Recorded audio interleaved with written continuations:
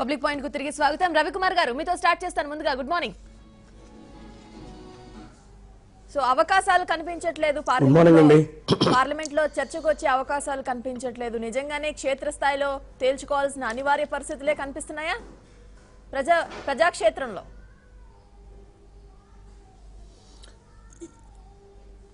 ఇది వాస్తవంగానే అట్లాగే కనిపిస్తుంది. ఎందుకంటే బీజేపీ పార్టీ దేశంలో ఉన్నటువంటి అన్ని రాష్ట్రాల ప్రజా ప్రయోజనాల కోసం ఆలోచించట్లేదు అనేది తేటతెల్లం అవుతుంది. బీజేపీ ప్రవర్తించినటువంటి తీరు, బీజేపీ పార్లమెంట్లో వ్యవహరిస్తున్నటువంటి తీరు, బీజేపీ ఇతర పార్టీలని ఎక్కతోస్తున్నటువంటి తీరు, ఇవన్నీ కూడా భారతదేశంలో ఉన్నటువంటి ప్రజా సమస్యలపైన అన్ని రాష్ట్రాలపైన ఒకే రకమైనటువంటి ఆ ఫెడరల్ స్ఫూర్తిని కాపాడే విధంగా కేంద్ర ప్రభుత్వం ఉండాలనేటటువంటి ఆలోచనలకి స్వస్తి చెప్పినట్టే కనిపిస్తూ ఉంది. తప్పనిసరిగా మీరు అనేటట్టుగా ఈ రాష్ట్ర ప్రయోజనాల కోసం ఏదైతే ఆ రోజు రాష్ట్ర విభజనప్పుడు జరిగినటువంటి చట్టం ఏదైతే చేశారో ఆ చట్టంలో ఉన్నటువంటి అన్ని అంశాల అమలు కోసం, అలాగే పార్లమెంట్లో ఏదైతే ఆనాడు ప్రధానమంత్రి గారు హామీ ఇచ్చారో ఆ హామీని అమలు కోసం ప్రజాక్షేత్రానికి వెళ్ళక తప్పదు. ప్రజలను దీన్ని చైతన్యం చేయడం, ఆల్రెడీ ఆంధ్రప్రదేశ్ రాష్ట్ర ప్రజలు తెలుగువారు చాలా చైతన్యంతో ఈ విషయం మీద ఉన్నారు. వారి మనోభావాలు దెబ్బతిన్నాయి. ప్రతి ఒక్కరూ కూడా బీజేపీ వలన ప్రధానంగా మోడీ గారి వలన మేము మోసపోయాము అనేటటువంటి భావన ఆంధ్రప్రదేశ్లో ఉన్నటువంటి ప్రతి ఒక్కరు కూడా అదే భావంతో ఉన్నారు. కాబట్టి ప్రజాక్షేత్రానికి వెళ్ళడం, ఇంకా ప్రజలను చైతన్యం చేసి ప్రజా పోరాటాలు సాగించడం, తద్వారా ఈ రాష్ట్ర హక్కుల్ని కాపాడడం.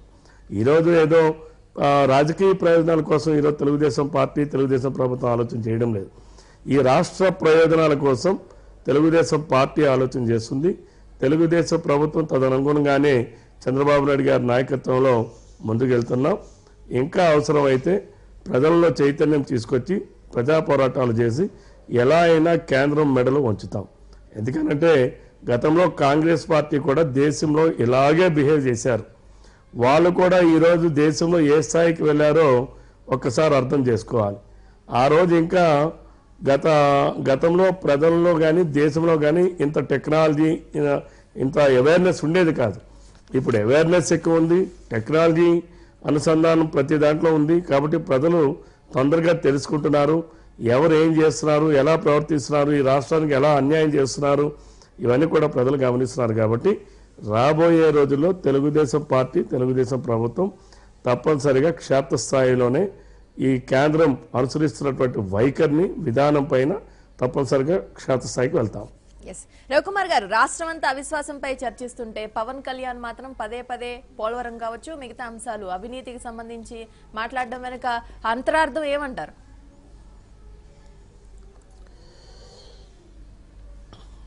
ఇక్కడ పవన్ కళ్యాణ్ గారికి స్వతహాగా గత 20-25 సంవత్సరాల నుంచి ఆయన సినిమా ఫీల్డ్లో ఉన్నారు. ఆయనకు బాగా అలవాటు అయినటువంటిది స్క్రిప్టులు చదవడం. తనంతట తానుగా తయారు చేసుకునో తెలుసుకున్న విషయాలు ఏవి కూడా వాళ్ళకి అలవాటు ఉండదు, స్వతహాగా వాళ్ళు ఉండేటటువంటి ఆ వృత్తిలో. కాబట్టి బీజేపీ వాళ్ళు ఇచ్చినటువంటి స్క్రిప్ట్ని బాగా చదువుతూ ఉన్నారు పవన్ కళ్యాణ్ గారు. ఈరోజు పవన్ కళ్యాణ్ గారు నేను మొన్న చూశాను, చంద్రబాబు నాయుడు గారు పరిపాలనకు ఆయన మార్కులు వేస్తారట. ఈయనే ఒక ఇంటర్ పాస్ అయినటువంటి డైట్లో జాయిన్ అయినటువంటి విద్యార్థి యూనివర్సిటీలో ప్రొఫెసర్గా చేస్తున్న వాళ్ళకి మార్కులు వేస్తే, వాళ్ళ పెర్ఫార్మెన్స్ మీద మార్కులు వేయడానికి ప్రయత్నం చేస్తే అది ఏ రకంగా ఉంటుందో పవన్ కళ్యాణ్ గారు కూడా చంద్రబాబు నాయుడు గారి పరిపాలన అనుభవం పైన, విధానం పైన మార్కులు వేయడం అంటే అదే విధానంగా ఉంటుంది. అలానే ఈయన ఒకరోజు హోదా అంటాడు, హోదా కోసం త్యాగాలు చేస్తానంటాడు. మరొక రోజు హోదాకి సమానమైంది ఏమేమి ఇచ్చినా పర్వాలేదు, ఏదైనా సరే ₹10 ఇచ్చినా పర్వాలేదు అనేటట్టుగా ఆయనే మీడియా ముందుకు వచ్చి మాట్లాడుతూ ఉంటారు. అంటే ఆయనకు విధానం లేదు. నేను అది కూడా ఆ రోజే చెప్పాను, మొట్టమొదటి రోజే పార్టీ ఆవిర్భావ దినోత్సవం అని చెప్పి ఒక వేదికను ఏర్పాటు చేసుకుని ఆ వేదిక మీద మాట్లాడాల్సింది మొట్టమొదటిగా పార్టీ అంటే ఏమిటి, పార్టీ విధానాలు ఏమిటి, పార్టీ రేపు ఏం చేయబోతా ఉంది, ఏ వర్గాలకు అండగా ఉండబోతున్నారు, ఏ రకంగా వాళ్ళ తాలూకా ఈ రాష్ట్ర అభివృద్ధికి ఏ రకంగా పార్టీ దోహదం చేస్తుంది అనేటటువంటి విషయాలు ఒక్కటి కూడా మాట్లాడకుండా కేవలం నిందలతోనో లేకపోతే ఎటువంటి ఆధారాలు అనేటువంటి నిందారోపణలు చేయడం, ఇటువంటి దానికే ప్రయత్నం చేశారు తప్ప ఆయనకి ఈ రాష్ట్రం మీద పూర్తి అవగాహన లేదు, Yes, right. ఎటువంటి ఆలోచన లేకుండా మాట్లాడుతున్నారు. ఇదేమి సినిమా కాదు. గతంలో కూడా చిరంజీవి గారు వచ్చారు, చిరంజీవి గారు కూడా వారి ఎక్స్పీరియన్స్ మేరకు అన్ని చేశారు, అన్ని ప్రయోగాలు అయిపోయినాయి ఈ రాష్ట్రం. Yes, right. కాబట్టి ఇటువంటి వాళ్ళని నమ్ముకొని ఈరోజు రాజకీయంగా ఆలోచన చేసేవాళ్ళు కానీ ప్రజలకి సేవ చేద్దాము, ప్రజల్లో నిరంతరం ఉందాము, ప్రజల్లో భాగస్వామ్యం, ప్రజల తాలూకా కష్ట సుఖాలు తెలుసుకుని ప్రజాస్వామ్యంలో ప్రజల ఆశీర్వాదం పొందుదాం అనుకునేటటువంటి ఏ ఒక్కరు కూడా ఇటువంటి వాళ్ళతో జతకట్టి వెళ్తారని నేను అనుకోవడం లేదు. ఎందుకంటే గతంలో చిరంజీవి గారు ఆ ఎక్స్పెరిమెంట్ అయిపోయింది. ఈ రాష్ట్రంలో పాపం చాలా మంది అటువంటి రాజకీయాల్లో ప్రజలకి ఏదో చేద్దాము, ప్రజల మధ్యన ఉందాము, ప్రజలతో పాటు కలిసి ఉందాము అనేటటువంటి ఎంతో మంది యువతలు ఆ రోజు మోసపోయారు. ఆ రోజు ఎంతో మంది నడి రోడ్డు మీద పడ్డారు. కాబట్టి మళ్ళీ అవే పరిస్థితులు పవన్ కళ్యాణ్ గారు కూడా ఇది చేస్తున్నారు, ఆ పరిస్థితులు కూడా ఉండదు. రైట్.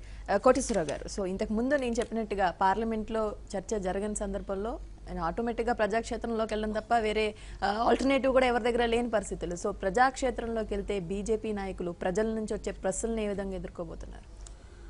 ప్రజల్ని మనం మొదటిసారిగా ఒప్పించాం. ప్రత్యేక హోదా కాదు, ప్రత్యేక ప్యాకేజీ అని చెప్పి అనేసి మనం ఒప్పించాం. దానికి అనుకూలంగా మారిన వాళ్ళని ఇవాళ రెచ్చగొట్టారు వాళ్ళ అవకాశాల కోసం.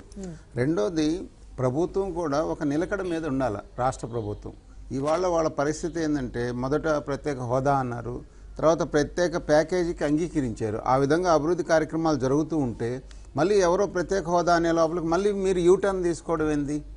ప్రజలు మిమ్మల్ని ఎట్లా హర్షిస్తారు? మీ మీద ఎట్లా ప్రభుత్వ పరిపాలన విభాగంలో ఉన్నటువంటి మిమ్మల్ని ప్రజలు ఏ విధంగా స్వాగతిస్తారు? రేపు ఎన్నికల్లో మీరే మాట తప్పుతుంటే, మీరు ఆడిన మాట ఆడకుండా కొత్త అబద్ధాలు చెప్తూ కొత్త కొత్త పద్ధతులకు మీరు వెళ్తుంటే, ఇప్పుడు 8 సార్లు ప్రత్యేక హోదా ఏముంది? ప్రత్యేక ప్యాకేజీ వల్ల నిధులు వస్తాయి. ప్రత్యేక హోదా సంజీవిని కాదు, కాబట్టి ప్రత్యేక హోదా వల్ల ఎలాంటి ఉపయోగాలు లేవు. ఇవన్నీ కూడా మీరే ఉపన్యాసాలు ఇచ్చారు. ముఖ్యమంత్రి గారు అనేక సందర్భాల్లో చెప్పారు, 8 సార్లు చెప్పారు. కాబట్టి 8 సార్లు చెప్పినప్పుడు ప్రజలు విశ్వసించారు. కేంద్రం ప్రత్యేక ప్యాకేజీ ఇస్తుందన్నారు. ప్రత్యేక ప్యాకేజీ అంటే వీళ్ళకి ఒక పాయింట్ అర్థం కావటం లేదు. మొత్తం నిధులంతా తీసుకొచ్చి వీళ్ళ అకౌంట్లో వేసేస్తారు ఒకేసారి అని చెప్పనే భావాన్ని వీళ్ళు క్రియేట్ చేస్తున్నారు. అది తప్పు. నేనేంటంటే, ప్రత్యేక ప్యాకేజీ అంటే నిధులు ఒక్కొక్క పథకాలకు ఒక్కొక్క సందర్భంగా ఇస్తూ ఉంటారు.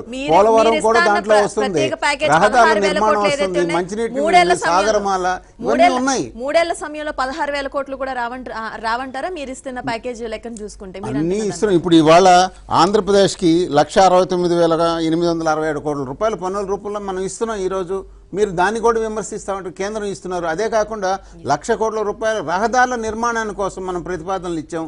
కొన్ని రహదారులు కూడా నిర్మాణం జరుగుతుంది. రెండోది, ఆంధ్రప్రదేశ్లో ప్రతి గ్రామంలో జరిగే అభివృద్ధిలో కేంద్ర భాగస్వామ్యం ఉంది. మీరు స్వచ్ఛ భారత్తో తీసుకునే మరుగుదొడ్ల కానించి పై స్థాయి దాకా రహదారుల వరకు నీరు చెట్టు మీరు కార్యక్రమాలు మీరు తీసుకుంటున్నారు. దాంట్లో ఎంత అవినీతి జరిగింది అనేది పక్కన పెడతాం.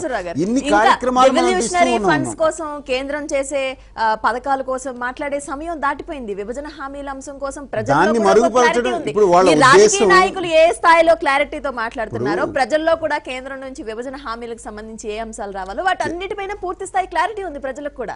సో ఇంకా డివల్యూషనరీ ఫండ్స్ కోసం బీజేపీ నాయకులు మాట్లాడితే ప్రజలు నమ్మే పరిస్థితి ఉందంటారా? అదే నేను అనేది. ఇప్పుడు ప్రజల్ని మేము అంగీకరింపజేసినప్పుడు, ప్రజలు మమ్మల్ని స్వాగతిస్తున్నప్పుడు బీజేపీకి ఎక్కడ మంచి పేరు వస్తుందన్న భయం కొద్దీ తెలుగుదేశం పార్టీ ఈరోజు తన అభద్రతా భావంతో ఉంది. చూడండి, ముఖ్యమంత్రి గారు అసెంబ్లీలో మాట్లాడుతున్నప్పుడు వారి హావభావాలు చూస్తుంటే ఎంత అభద్రతా భావంతో వారు ఉన్నారనేది అర్థం అవుతుంది.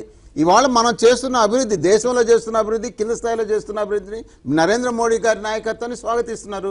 ఇవాళ 90% మంది ప్రజలు ఈ రోజు మోడీ గారి పరిపాలన స్వాగతిస్తున్నారు. రైతుల కోసం రాష్ట్ర నాయకులకు ఇంత నమ్మకం ఉంది, కానీ కేంద్ర నాయకులకు ఆ స్థాయిలో ఆత్మవిశ్వాసం ఎందుకు? కేంద్రానికి ఉంది, రాష్ట్రానికి ఉంది. నేననేది ఇప్పుడు జరుగుతున్నటువంటి 3 రోజుల నుంచి చూస్తున్నాం, పార్లమెంట్ లో జరుగుతున్న అంశాలను మనం పరిశీలిస్తే ఇవాళ తెలంగాణ వాళ్ళ ఇష్యూ, అది మైనార్టీలకు సంబంధించిన ఇష్యూ. వాళ్ళు రిజర్వేషన్లు పెంచాలంటున్నారు. దాని మీద ఏం చర్చ పెట్టాలి? రిజర్వేషన్లు సుప్రీంకోర్టు ఆధారంగా 50% మించి రిజర్వేషన్లు ఉండకూడదు. వాళ్ళ వాదన 60-60%. రెండోది, కావేరీ నదీ జలాల విషయాలు మనం చూడటంలో సమావేశాన్ని సక్రమంగా జరగనిచ్చే పద్ధతిలో ఆడ జరగటం లేదు. స్పీకర్ గారు మీరు చూస్తున్నారు, ప్రత్యక్ష ప్రసారాల ద్వారా చూస్తున్నాం. స్పీకర్ గారు ఎంత రిక్వెస్ట్ చేస్తున్నప్పుడు కూడా ఎవరైనా వింటున్నారా? ఇప్పుడు టీఆర్ఎస్ ఎమ్మెల్యే గారు వాళ్ళు అంటున్నారు, మీరు 50 మంది లేస్తున్నారు, వాళ్ళు మీరు లెక్క పెట్టుకోవచ్చు కదా. మీరు ఉద్యమం చేసేవాళ్ళు ఎవరు, అవిశ్వాసానికి సపోర్ట్ చేసేవాళ్ళు, మీరు అరుస్తున్న వాళ్ళు ఎవరు, ఎట్లా లెక్క పెడతారు? మీరు పార్లమెంట్లో సుమారు 150 మంది దాకున్నారు. 150 మంది లేచి నిలబడండి, మేము అవిశ్వాసాన్ని గురించి మాట్లాడతామని చెప్పనేసి అది చేయకుండా వాళ్ళు కూర్చొని వీళ్ళు ఎవరైతే ఉద్యమాలు చేస్తున్నారో మమ్మల్ని లెక్కేసుకోండి అంటే ఎట్లా సాధ్యం అవుతుంది? అది మీరు మా స్పీకర్ గారు మాట ఇంటే మీరు నిలబడే వాళ్ళని లెక్కేయచ్చు, దానికి అభ్యంతరం లేదు. నేను నోటీస్ కూడా తీసుకున్నాం చర్చించడం కోసం, వైకాపా ఇచ్చిన నోటీసుని తీసుకున్నాం, దాన్ని జరగనిచ్చారా, అమలు జరగనిచ్చారా? రెండోది, ఆంధ్రప్రదేశ్ లో ఉన్న ప్రత్యేక హోదాని గురించి మాట్లాడుకునే వైకాపా కానీ తెలుగుదేశం పార్టీ కానీ ఎందుకు కలవలేకపోతున్నాయి? సిద్ధాంత వైరుధ్యాలు ఉండొచ్చు. జగన్మోహన్ రెడ్డి గారు ఏం చెప్పారు? మీరు మాతో అయినా కలవండి, మేము మీతో అయినా కలవండి అన్నారు. చంద్రబాబు నాయుడు గారు ఏం చెప్పారు? వైకాపాకు సపోర్ట్ చేస్తానని చెప్పి వెంటనే యూటర్న్ తీసుకొని మేము విశ్వాస తీర్మానం పెడుతున్నాం అన్నారు. కాబట్టి మీలో ఐక్యత లేదు.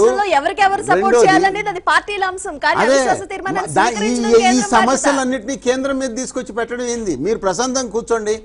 అన్ని పార్టీలకి లేఖలు రాశారు కదా మీరు, చంద్రబాబు నాయుడు గారు కావచ్చు, జగన్మోహన్ రెడ్డి గారు కావచ్చు, వీళ్ళంతా అన్ని పార్టీలకి లేఖలు రాసినప్పుడు మీరు వెళ్ళి ఎందుకు రిక్వెస్ట్ చేసుకోలేకపోతున్నారు? టీఆర్ఎస్ తో ఎందుకు మాట్లాడలేకపోతున్నారు? చంద్రశేఖర్ గారితో మీతో సంబంధాలు ఉన్నాయి కదా, వాళ్ళ సమస్యలకి మీరు ఎందుకు సపోర్ట్ చేయలేకపోయినారు? మీరు ఇన్వాల్వ్ చేసుకోండి. అదేవిధంగా అన్నాడీఎంకేతో కూడా మీరు మాట్లాడండి, మాట్లాడి చర్చించుకోండి.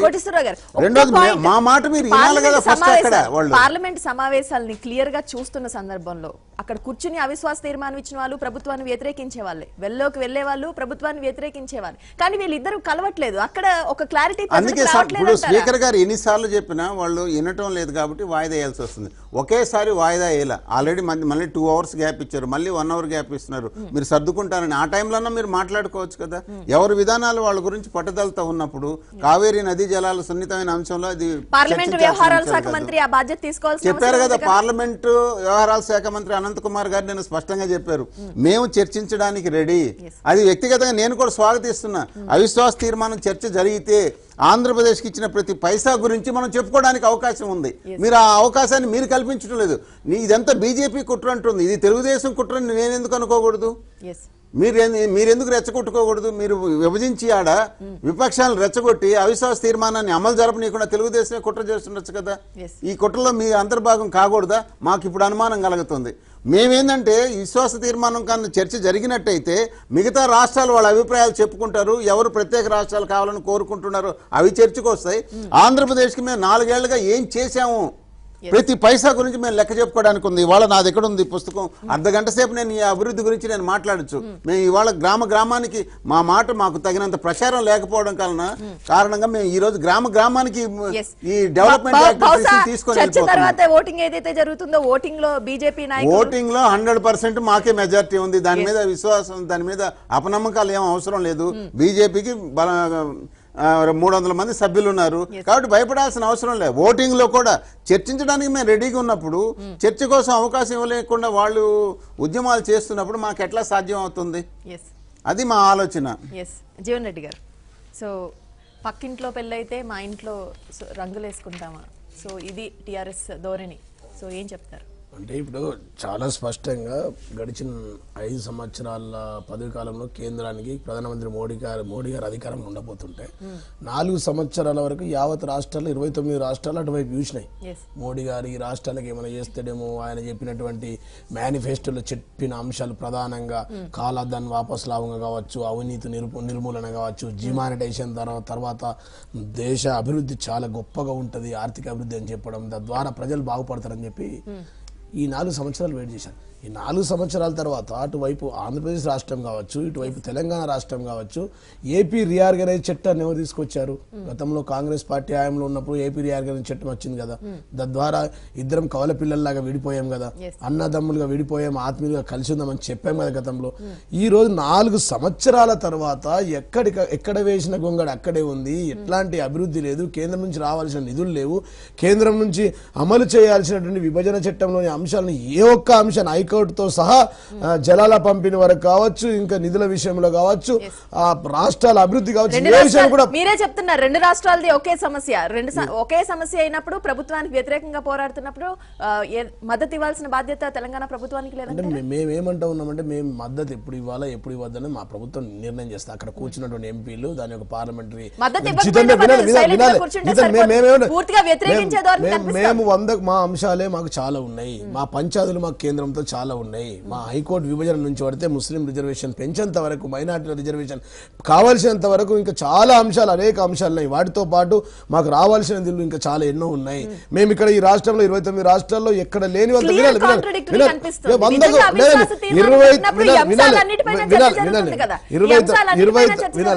మేడం ఒక్క నిమిషం. 29 రాష్ట్రాల్లో ఎక్కడ లేని విధంగా మా మిషన్ భగీరథ పథకం ఉంది, దానికి డబ్బులు కావాలి.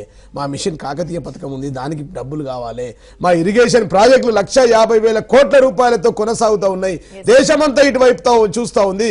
కాళేశ్వరం లాంటి ప్రాజెక్టులు, గొప్ప గొప్ప ప్రాజెక్టులు ఉన్నాయి, దానికి నిధులు కావాలి. దానికి రాబట్టవలసిన నిధుల అంశాలతో పాటు ఇంకా అనేక అంశాలు పెండింగ్ లో ఉన్నాయి. మా అంశాలు మేమున్నాయి. ఇప్పుడు ఎవరు ఎజెండా, ఇప్పుడు ఈ ప్రాంతం నుంచి ఎంపీలను పంపిస్తారు. ఈ ప్రాంత ఎంపీలను పంపించింది ఇక్కడ ప్రజలు, ఇక్కడ ప్రాంత ప్రజల సమస్యల మీద కొట్లాడమని.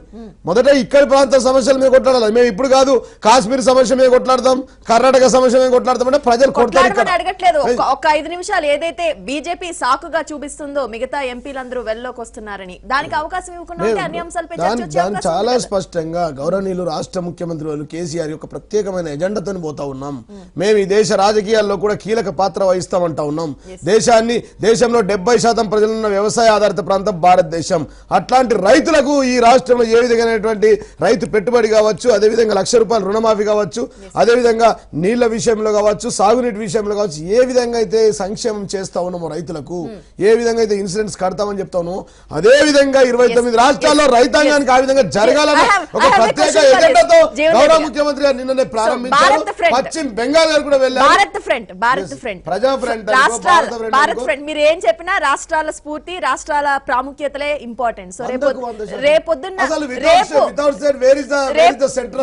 రేపు భారత్ ఫ్రంట్ వచ్చిన తర్వాత పక్క రాష్ట్రం సమస్యలకు సంబంధించి ఇలాగే దోబూచులాడుకుంటూ ఉంటారా?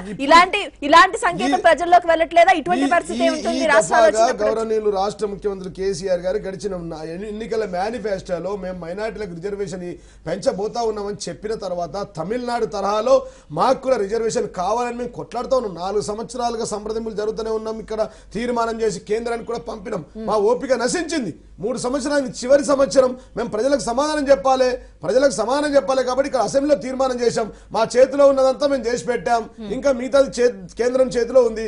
కేంద్రం పెంచాల్సిన అవసరం ఉంది. కేంద్రం తమిళనాడు తరాలు ఏ విధంగా ఆ రిజర్వేషన్ కొనసాగిస్తుందో అదే తరాలు ఇక్కడ కొనసాగించమంటా ఉన్నాం. దాంట్లో ఇబ్బందులు ఉంటే చెప్పాలి కానీ మేము అడిగిన సమస్యలు లేకుండా దానికి మోకాలికి పోటు మనేస్తే ఎట్లా అండి?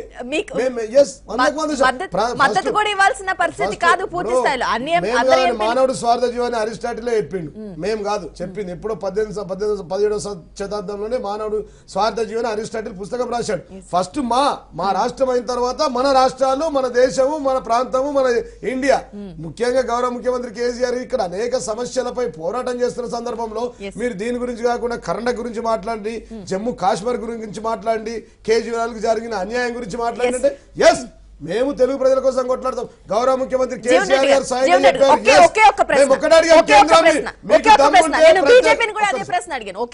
ఏపీకి మీకు దమ్ముంటే ప్రత్యేక హోదా ఇస్తామని చెప్పండి, ఇవ్వకపోతే ఇవ్వమని చెప్పండి అని ముఖ్యమంత్రి స్టేట్మెంట్ ఇచ్చారు. ఇంక ఇంతకన్నా పెద్ద స్టేట్మెంట్ మా ముఖ్యమంత్రి కేసీఆర్ గారు చెప్పాం కదా.